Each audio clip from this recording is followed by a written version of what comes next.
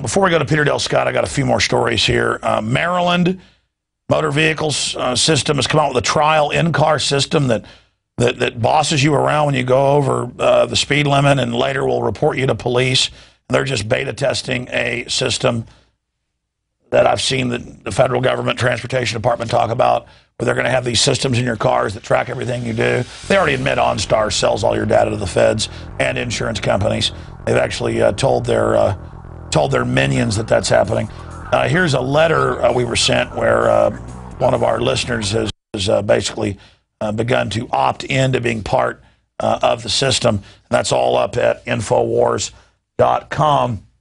And finally, before we go to Peter Dale Scott, Ahmadinejad, who's an engineer, the leader of Iran, spoke at the UN yesterday, and he said that as an engineer, there's no way the towers fell from jet fuel. Well, what about Building 7? It wasn't even hit by an aircraft. And, of course, the media now seizes on this and says, well, if you don't believe the official story, you're with the evil, Iranians.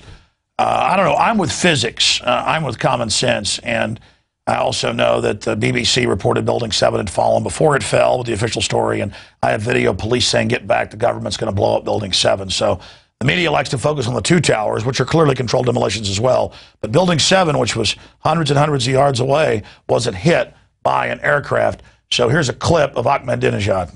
I'm an engineer by trade, and I understand that those mega towers could not have imploded the way they did by two jetliners flying into them. The first time I looked at those horrific pictures, I understood. This is a systematic collapse of those towers. This I can say with certainty because there must have been some explosive material that was set off in sequence. Last year, when the need to form a fact-finding team to undertake a thorough investigation concerning the hidden elements involved in September 11th incident was brought up, an idea which is also endorsed by all independent governments and nations as well as by the majority in the United States. My country and myself came under pressures and threats by the government of the United States. Yeah, but again, we're not supposed to look at this because supposedly our enemy, the media, told us Ahmadinejad says that looks suspicious. And of course, we've got even other clips of it where you can see the bomb blast going off. We're supposed to just completely buy into the official story. Of course, the owner says he blew it up in a controlled demolition. Oh, there's some video of it right before it. Oh, look, blast points. Oh, and the exact points where a controlled demolition charges will be placed. There's now 1,500 plus architects and engineers, some of them huge skyscraper builders, famous architects going public here in the United States, but just ignore them because Ahmadinejad said it was suspicious. Again, don't let your lying eyes get in the way. Believe the federal government. Hell, you just heard me earlier talk about federal studies through the Journal of Pediatrics that said that mercury was good for kids' brains. Ignore that electron microscope showing it being the most deadly heavy metal in brain neurons. Just ignore the video of Building 7. Ignore that, because I bet if Ahmadinejad looked at that electron microscope, he'd say mercury was bad for those neurons. Well, that's it. I bet Ahmadinejad thinks mercury's bad for babies. He's an extremist. Okay, we're going to go to Peter Dale Scott. I want to conclude this special transmission with an interview with Peter Dale Scott, an amazing historian, professor, researcher, the author of scores of books. He really wrote the original definitive works exposing CIA drug trafficking, of course, in Vietnam and then in Latin America. He's an expert on Iran, Contra, and more. And he's got two new books out. American War Machine is his newest, and then, of course, The Road to 9/11. But I wanted to get him on today because recently we have seen a group of filmmakers who were able to interview Richard Clarke and others being threatened by the CIA if they release the names of CIA agents they discovered were basically involved in covering up the identity of the hijackers pre-9/11. This is pretty powerful stuff, and joining us is Peter Dale Scott to discuss it. Peter, thanks for joining us. Yeah, and I'm glad to be on the show again. You know, it's a matter of two names who are not big names in the whole story. The big names in the story, Richard Blee and Tom Wilshire, we've known for some time now, and particularly the name of Richard Blee was discovered in a book by, this is a very important book here, Kevin Fenton. He's a Briton living in Prague, Czechoslovakia, and he's written a whole book about how the CIA withheld information from the FBI. The two names that were sensitive to the CIA are part of the story, but not a big part of the story.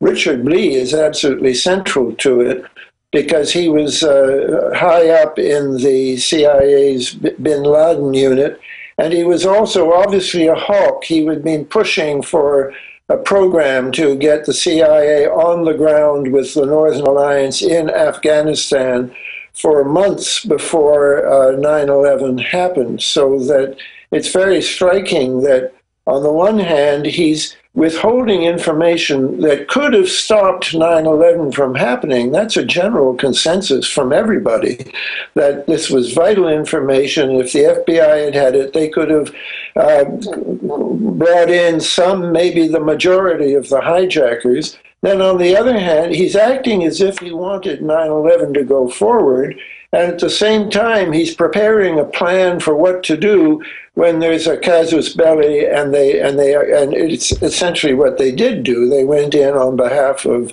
the Northern Alliance, which was quite controversial because everyone knew that the Northern Alliance was an army supporting itself by drug trafficking.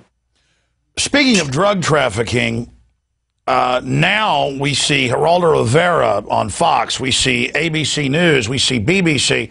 I mean, I've played these clips here on air where they just admit now, okay, the troops help grow the opium and we help ship it out and we give them fertilizer, and then we worry about it once it gets to America or once it gets to Europe. And we've seen what, in the last 10 years, it go from 9% of world production, according to our own Justice Department, to 92% of world opium then produced into heroin coming out of Afghanistan. And now, back when you were exposing it in the 60s, 70s, 80s, and Gary Webb was exposing it, they would still somewhat try to deny it. Now they just say, yeah, we grow the opium.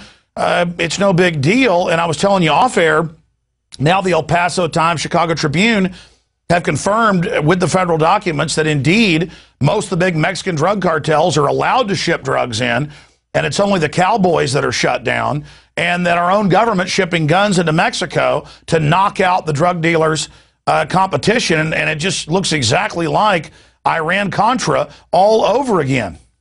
Well, for 50 years, the CIA has wanted to exercise its clout in parts of the world where there are no U.S. Army troops, and so they rely on drug proxy armies. And they started this initially in Southeast Asia, the Golden Triangle, back around 1950. And this was written about by Al McCoy in his book, The Politics of Heroin. But what Al didn't really convey is the extent to which CIA support for these armies built up the trade, so that the Golden Triangle went from less than 40 tons a year. It was very minor in the world markets before the war. And then by the height of the Vietnam War, it was somewhere between 600 and 1,200 tons. And then when that shut down, almost immediately you get the Golden Crescent starting up, and lo and behold, the CIA is there too.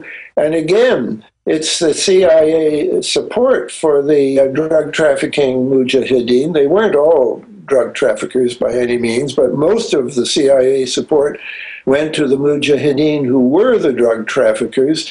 And we see this explosive increase from maybe 100, 200 tons back in 1980 to a high of 8,200 tons in 2006. It's down a little bit, but most of what's being grown in Afghanistan right now, it gets blamed on the Taliban in the U.S. press, but only about 12% of it is Taliban drugs. By far, the bulk of it is in the corrupt system that's headed by Hamid Karzai in Kabul. Exactly. Even the New York Times admits Karzai's late brother was the main opium kingpin. But there's this Orwellian, absurdist, just beyond ridiculous, where they're sending people to jail for a small amount of narcotics here in this country, And then Right. meanwhile, there's congressional hearings in the late 90s about CIA drug trafficking that your work and others helped expose. Gary Webb, of course. Now they've just got Geraldo. Tons, yes. You know, when the CIA is involved, it's in the tons. If I could just recall, it was late 90s. It was the DEA discovered that there was a Venezuelan general, General Guillen Davila. They accused him of importing a ton of cocaine with CIA approval. The Wall Street Journal said it might have been as much as 22 tons. And the man was technically indicted, but it was a sealed indictment. Nothing ever came of it. And we next heard of the man as part of a CIA plot against Hugo Chavez about 4 or 5 years ago, untouched. And the CIA guy who was implicated in that, and the DEA wanted to see him indicted, he was allowed to retire without any penalty whatsoever. This was big time stuff. This is tons. And as you say, the courts are filled with people dealing with ounces. Well, I mean, expanding on that with the Sinaloa cartel declaring they work for the CIA, and then sure enough, the government came in and said, yes, this is true, national security. I mean, that just came out last week. And so how do the cops, how do the average people out there who are kicking down doors looking for marijuana, how do they rationalize this when basically it's now an open secret that the majority of narcotics shipped into this country are brought in by CIA-authorized contractors and cartels, and really the only people being busted that are of any large size are cowboys? I mean, there's no doubt that's happening. They've made drugs illegal because prohibition ended of alcohol. They needed a new business. By making it illegal, it increases the price. How long can this phony war on drugs go as we see it destroying our society? I know they've spent over $1 trillion in this war on drugs, and we've only seen the consumption rates go up.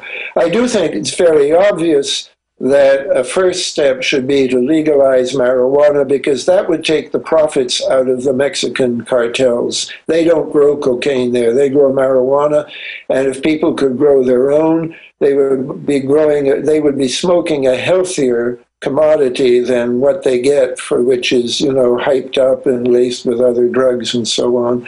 But this is argued for by a lot of medical experts just on medical grounds. But the objection, the reason it's not happening is political, because the high prices of drugs is sustaining a complete narco economy, which is important to the CIA. Now it's important to the DEA, because that's what keeps them in business.